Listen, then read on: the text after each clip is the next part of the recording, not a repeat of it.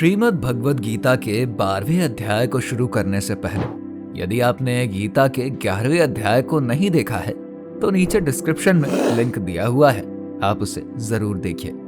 आइए अब बढ़ते हैं श्रीमद् भगवद गीता के 12वें अध्याय की ओर, जिसको भक्ति योग के नाम से भी जानते हैं। इसमें कुल 20 श्लोक हैं, जिसमें कि भगवान श्री कृष्ण ने भक्ति योग और ब्रह्म की उपासना के विषय में बताया है। तो चलिए अब 12वें अध्याय की शुरुआत करते हैं। इस अध्याय की शुरुआत में अर्जुन ने भगवान श्री कृष्ण से पूछा कि हे प्रभु, आप मुझे ये बताइए कि आपके साकार रूप की भक्ति करने वाले और आपके निराकार अव्यक्त रूप की भक्ति करने वाले भक्तों में से आप किसे सबसे श्रेष्ठ मानते हैं। इस पर भगवान श्री कृष्ण ने अर्जुन को भक्ति योग के महत्व को समझाया और अलग अलग प्रकार की भक्ति को स्पष्ट किया। भगवान श्री कृष्ण ने कहा कि जो भक्त पूरे मन से मेरे साकार रूप में स्थिर होकर श्रद्धा और निष्ठा से भक्ति करते हैं, मैं उन्हें ही सर्वोत्तम योगी मानता हूं। ऐसे भक्तों का मन हमेशा मेरी भक्ति में लीन रहता है और वो निरंतर मेरे साथ एकात्मता की ओर बढ़ते रहते हैं। भगवान श्री कृष्ण ने यह भी बताया कि साकार रूप की उपासना में अधिक सरलता है, क्योंकि इसमें भक्त को भगवान का रूप दिखाई देता है और वो उनसे एक व्यक्तिगत संबंध स्थापित कर सकते हैं। इसके द्वारा भक्त अपने भक्ति मार्ग में अधिक सशक्त रूप से प्रगति कर सकते हैं।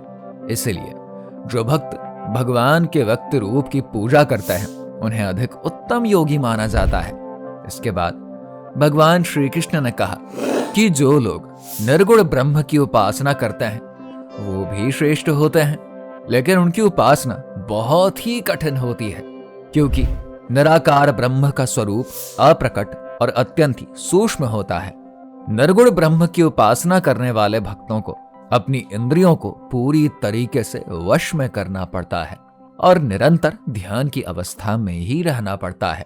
इसमें भक्त को अपने मन और बुद्धि को स्थिर रखना पड़ता है और सभी सांसारिक चीजों से दूर रहकर निराकार ब्रह्म की उपासना करनी होती है। जो लोग इस मार्ग पर चलते हैं वो अक्सर संसार के दुखों और कष्टों से जूझते हैं और इस मार्ग में अनुकूल परिस्थितियां भी आसानी से उपलब्ध नहीं होती। इसलिए निराकार ब्रह्म की उपासना करना उन लोगों के लिए अधिक कठिन है जो कि देहधारी हैं, लेकिन जो भक्त अपने सभी कर्मों को भगवान के प्रति समर्पित करके और उन्हें परम लक्ष्य मानकर भक्ति करते हैं, वो शीघ्र ही जन्म मृत्यु के चक्र से मुक्त हो जाते हैं। इन भक्तों का मन हमेशा भगवान में स्थिर रहता है और वो हर कार्य मेरे लिए ही करते हैं। भगवान ने कहा कि ऐसे भक्तों का वो जल्दी ही उद्धार करते हैं और उन्हें परम गति की प्राप्ति होती है। इसके बाद भगवान श्री कृष्ण अर्जुन से कहते हैं कि हे अर्जुन, आप अपने मन को केवल मुझ पर स्थिर करो और अपनी बुद्धि को मुझे समर्पित कर दो।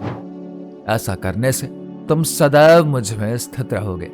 इसमें कोई संदेह नहीं है, क्योंकि यह मार्ग तुम्हें मेरे साथ एक गहरे और स्थायी संबंध में बांध देगा। यदि ये भी कठिन लगे और तुम भक्ति मार्ग में मेरा स्मरण नहीं कर सकते, तो तुम मेरे लिए सेवा का अभ्यास करो। मेरे कार्यों को अपना मानकर उनकी पूर्ति के लिए कर्म करो। ये सेवा तुम्हें अपने लक्ष्य तक पहुंचने में मदद करेगी और तुम धीरे धीरे परम शांति की ओर बढ़ोगे। और अगर तुम मेरे लिए सेवा करने में भी असमर्थ हो तो अपने सभी कर्मों के फलों का त्याग कर दो। अपने कार्यों की परिणामों की अपेक्षा छोड़कर आत्मस्थित हो जाओ। यह त्याग तुम्हें शांत और स्थिर बनाएगा, जो कि तुम्हारे मन को आराम देगा। शारीरिक अभ्यास से ज्ञान श्रेष्ठ है, ज्ञान से ध्यान श्रेष्ठ है और ध्यान से भी श्रेष्ठ कर्मों के फलों का त्याग है। जब कोई व्यक्ति कर्म के फल को त्याग देता है तो उसे तुरंत ही मन की शांति प्राप्त होती है। जो व्यक्ति किसी से द्वेष नहीं करता, सभी का मित्र और दयालु होता है, वो भगवान को प्रिय है। ऐसे भक्त स्वामित्व और अहंकार की भावना से मुक्त रहते हैं। वे सुख दुख में समान रहते हैं और हमेशा क्षमाशील होते हैं।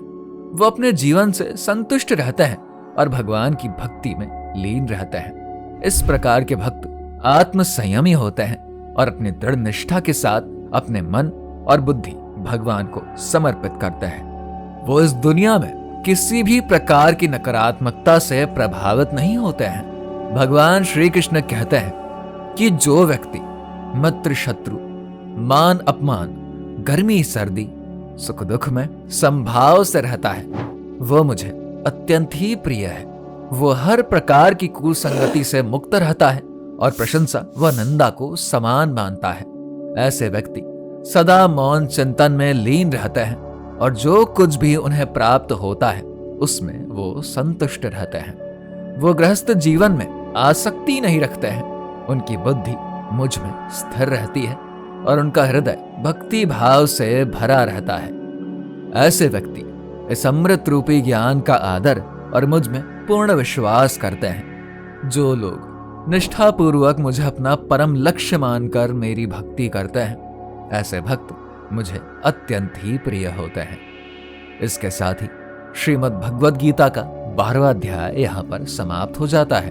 और अगर आप 13वां अध्याय देखना चाहते हैं तो हमारे चैनल को सब्सक्राइब करना बिल्कुल ना भूलें।